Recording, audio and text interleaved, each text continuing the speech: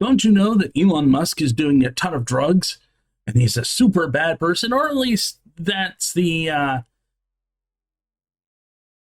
thing that a lot of newscasters have been telling us of late.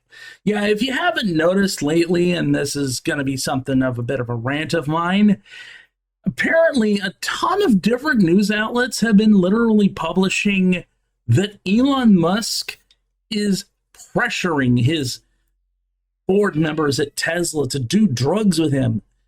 And then at the very end of the article, helpfully noting that Elon Musk has to do multiple drug tests throughout the month because SpaceX is a contractor with NASA. And during those drug tests, not once has he actually had even traces of narcotics in his system.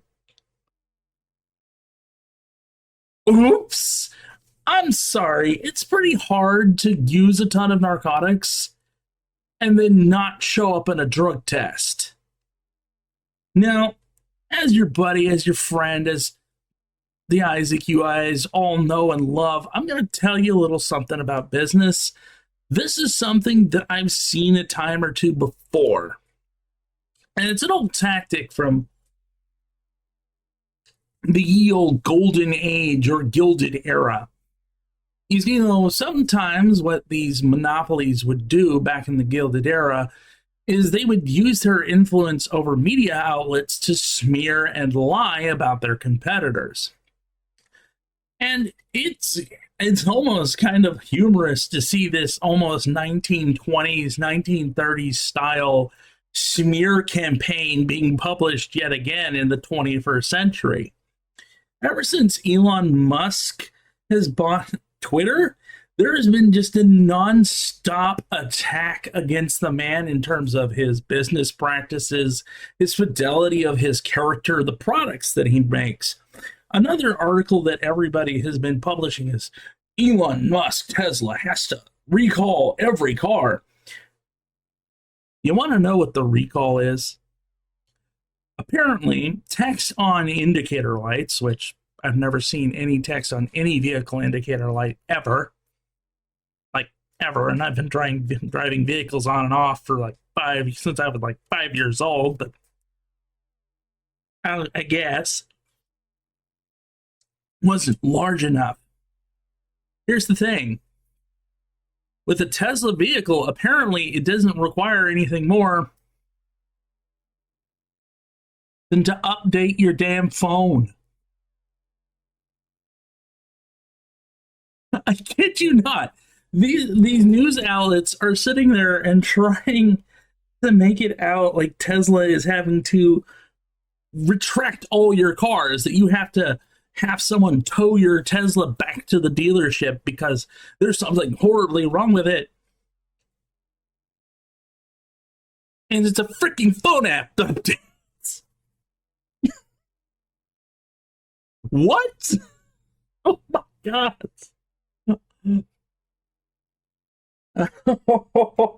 ISIS, provide me with some calmness right about now because I'm just hilariously laughing at these idiots.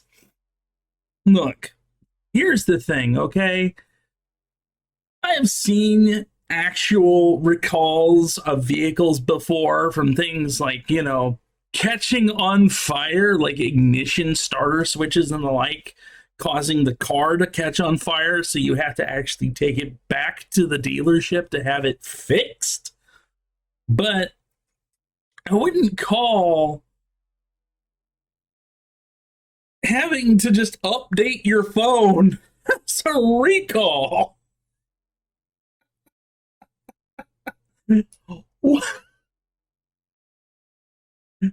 Wow, okay. And this is the clown world we live in. But again, this is stuff that has been done since the Gilded Age. Basically, if someone does something you don't like or you think that they are a threat, you then to basically continue to attack their products, their personal integrity, and everything else. The goal here being to try and make Elon Musk appear the biggest monster there is, hoping to sink his company and get him removed from his positions at Tesla and SpaceX and various other businesses that he owns. And this attack is spurred because he spent $44 billion to buy X, formerly Twitter. Now, most everybody and their mother knows that the mass majority of people on X were literally bots and there wasn't anything of actual value. And I'm pretty sure that Musk is just a little bit regretting his purchase because of the sheer number of bots on the platform. But the fact of which, by the way, it's actually should be interested to note, he knew they were bots. He literally made claims that mass majority of what Twitter was telling him was wrong, that there were far more bots on the platform than what Twitter was saying when he went to buy the damn thing. Yet, he bought it anyway. And we've seen yet again even more of this defamation against Elon Musk's character, claiming that Twitter is badly run and it's not functioning right, which, by the way, at this point, since Musk is no longer the CEO of Twitter, did people forget about that? Yeah, Musk isn't the CEO anymore. He hired someone else to do it. He's just the owner. So now, if there's problems with Twitter, it's not Musk. Matter of fact, let me Google up who the CEO of X is for you real quick.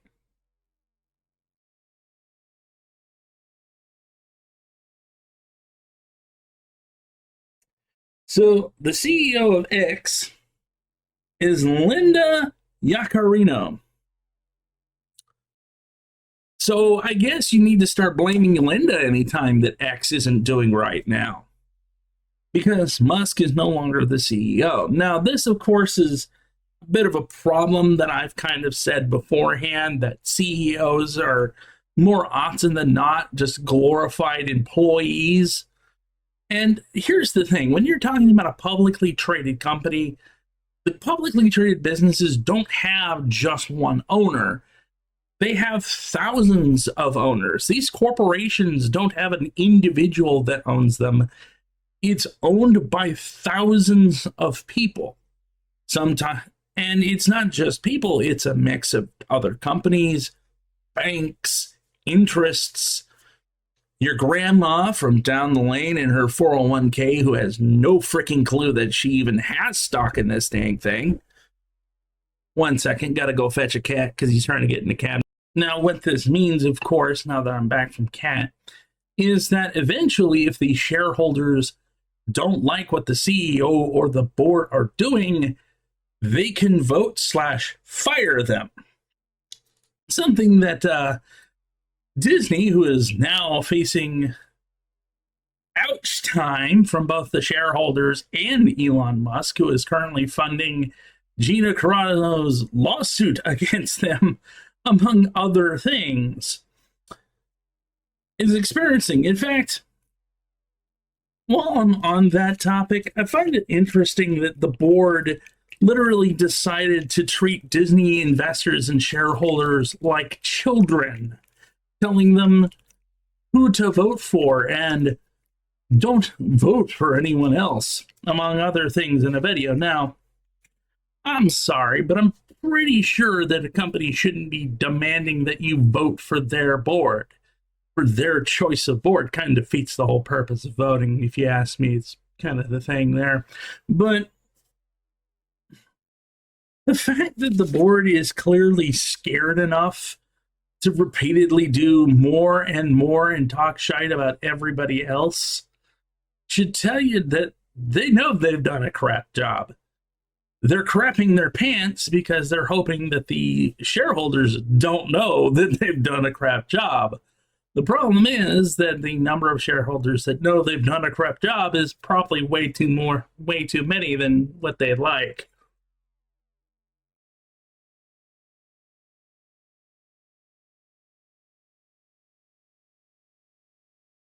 Whew. But again, back to the whole actual thing that I started with here. This whole mess going against Elon Musk is something that these kind of people have done over and over again. They've gone after many CEOs and various business owners for having the gall and the wherewithal to basically tell them to go F themselves. In the case of Elon Musk, literally telling Bob Iger to, well, go F himself, especially when he's literally was trying to blackmail one of the richest men with advertiser funds. Now, hopefully, I'm hoping that Elon Musk, among others, is smart enough to realize the folly that is the advertiser revenue-based business model. YouTube has not really done a whole lot well because of it.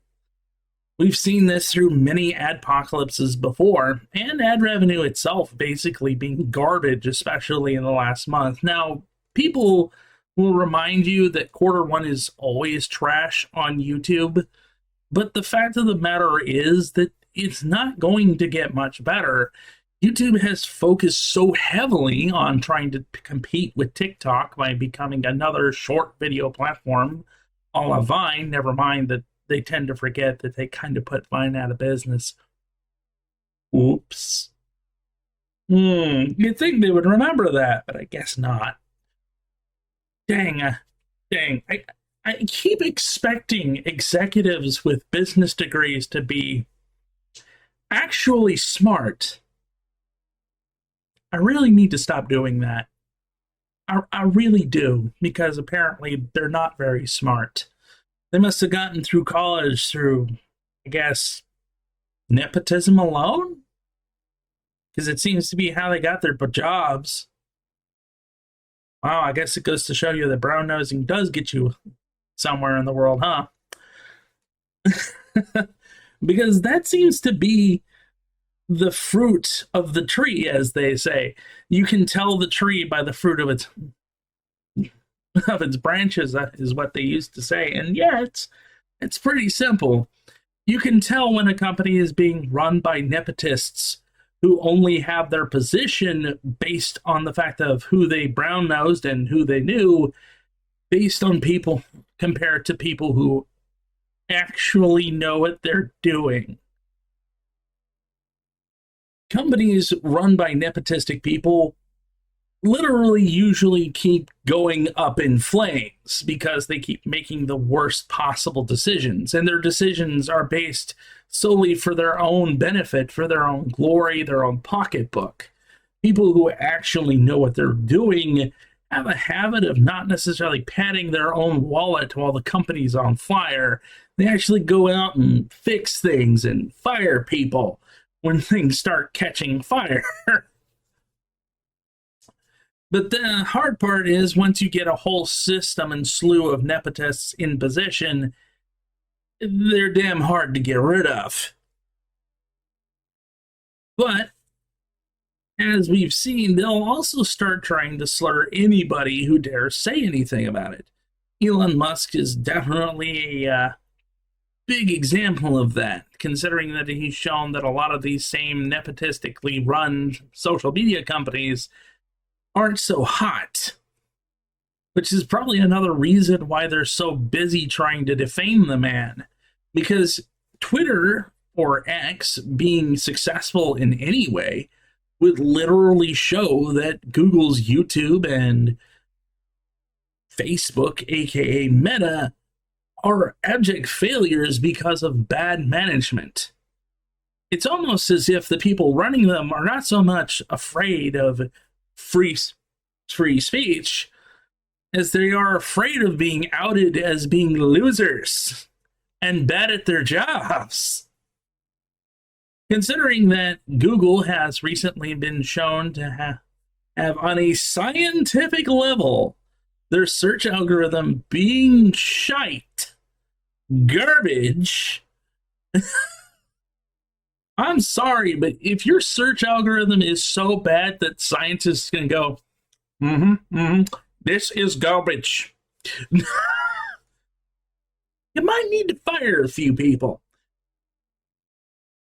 Granted, they actually were doing that, over 30,000, which immediately prompted people to say, we're going to protest being fired and let go. Oh, yeah, that'll show your boss. Yeah, we're going to let you go because you're not doing good enough work to make us money. Well, I'm going to protest you firing me to prove to you that you need me. Let me get this straight. So by protest, you mean strike, right? As in not show up for work. I don't have to pay you. How does this show me anything other than a trial of what it's like to have you fired here? I mean, that's literally what it is. Wait a minute. I'm already on the point of, if the bosses are sitting there going, we're already at the point of, we don't want you here. We don't want to have to pay your salary because obviously you don't do good enough work. What is your point here? What are you hoping to accomplish other than absolutely show me that I really didn't need you in the first place? Yeah, I don't think they thought that through very well. Or at all, for that matter. Yeah, if your boss is planning on trying to fire you because you're crap at your job, maybe don't start by trying to say, we're going to protest being fired. Yeah, that doesn't really save your job at all. Just proves them right for firing you.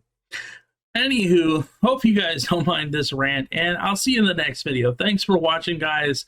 Take care, my friends, and I'll see you next time. Don't forget to like, subscribe, and comment down below.